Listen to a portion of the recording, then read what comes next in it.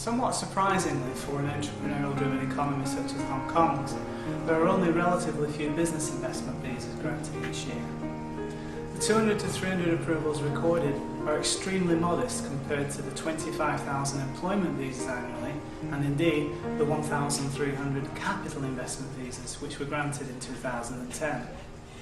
As the Hong Kong Immigration Department don't provide statistics on the number of applications received, it does appear safe to assume that the low number of business investment visa approvals is less an indication of the interest of foreign nationals who wish to establish or join in a business in Hong Kong, but actually more a reflection of the reality that getting a business investment visa approved is one of the most challenging of all Hong Kong visa processes.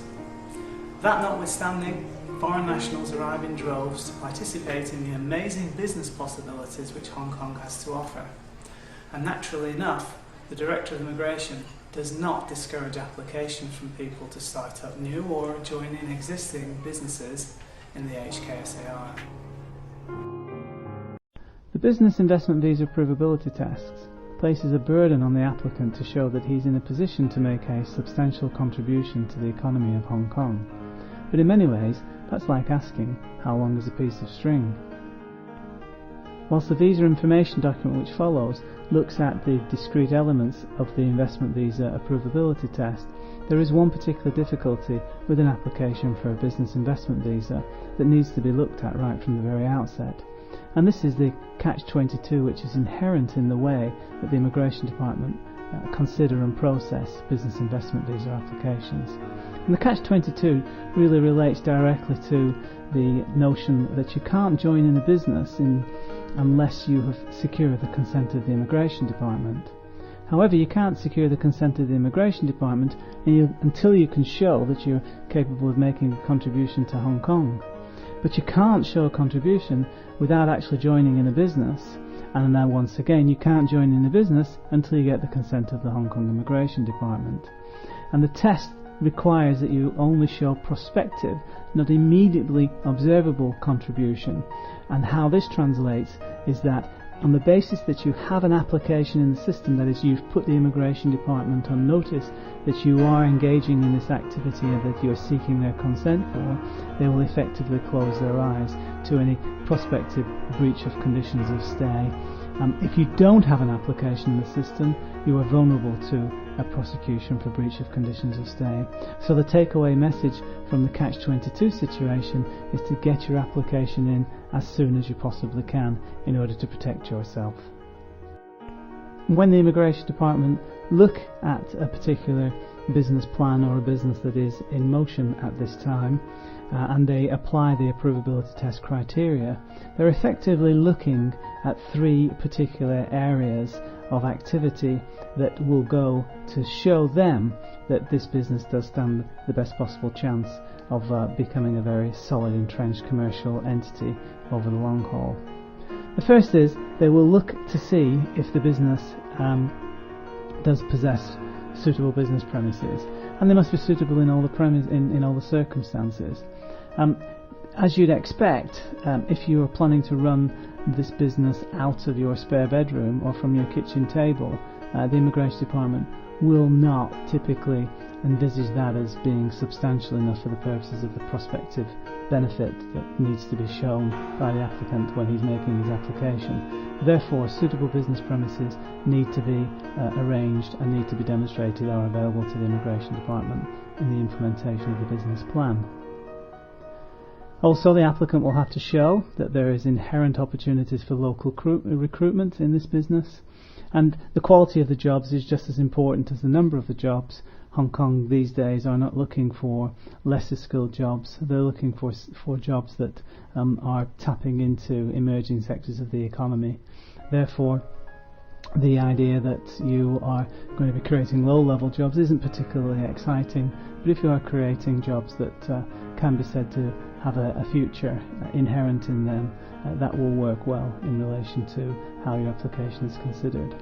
And again, because you have to show prospective benefit, not immediately observable benefit, the idea of future jobs will suffice for the purposes of an approval.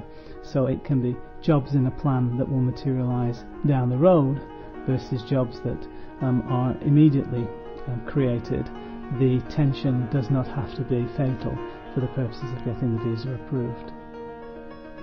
And of course the Immigration Department will be looking at the kind of resources that you will have available to deploy in the business, and there are typically 4 types of resources that need to be deployed for the purposes of an immigration approval, and it is this element of the approvability test where the rubber hits the road. So these 4 heads of resources are financial resources. The Immigration Department will look very closely to see how the business is going to be funded and where the money is coming from. The Immigration Department will expect to see that you have beneficially owned the financial resources that are going into the business for at least 2 years immediately prior to investing them into the business. The Immigration Department will look to see what kind of commercial resources are at play. That is, who are you doing business with and what support do you have from them. They'll look to see, do you have some sort of prior experience in this particular area? Do you have an exclusive sales agency? Are you bringing some kind of business to Hong Kong that has proven to be successful overseas? Have you signed some kind of contract with a local party that is definitely going to stand you in good stead commercially because of the nature of that arrangement? So any commercial documentation, any commercial arrangements, any commercial agreements that exist, you need to be able to articulate them to the department, and you need to be able to substantiate what you're saying with documentation and support. Additionally, do you have a track record specifically in business generally or in the field that you are going into business in at this particular point in time? So have you done this before? And if not, how does your history advantage you?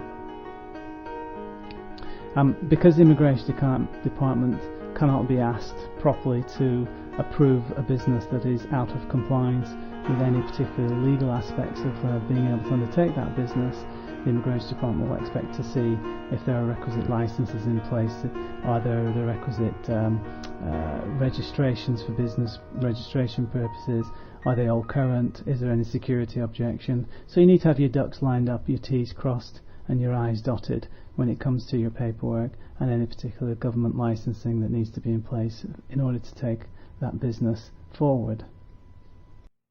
In all the years that we've been undertaking business investment visa work for our clients in Hong Kong, we've seen quite a number of old chestnuts that seem to prevail, that I think are representative of the general tone and tenor of the community in Hong Kong not really understanding how the Immigration Department works when they're considering a business investment application.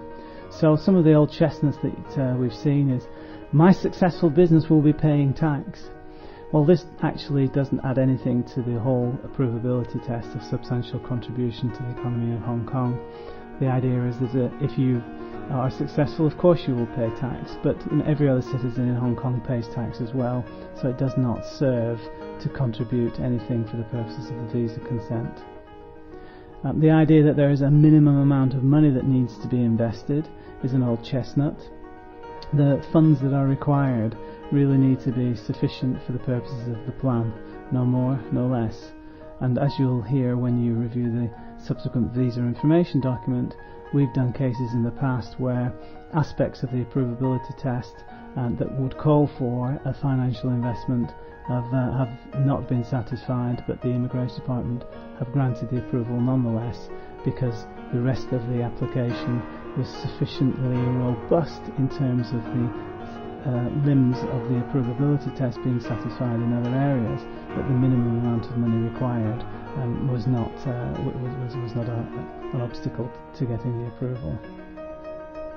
And of course, trying to learn how the Immigration Department are going to look at your visa application in light of what the experience of your friend who had an application approved doesn't actually help you carry forward how your situation is going to be judged. No two visa applications are ever the same, and therefore you can't learn anything from your friend's experience. You've just got to understand what's required generally and then apply it in the context of your circumstances. As mentioned right at the very outset, getting a business investment visa approved is one of the most challenging of activities that you can face in the entire Hong Kong visa process, but there are some ways that you can generally improve your chances. If you are here as a visitor and you're seeking to adjust your status to business investment, then effectively what you need to do is to think big, behave big, take advice in terms of how to best approach your application, and then get a very good sponsor if such is available to you. All of these will send the kind of message to the Immigration Department that they need to hear, that the whole challenge of substantiality can be addressed in your circumstances. And remember, if you're here as a current visitor, the Immigration Department arguably will know very little about you.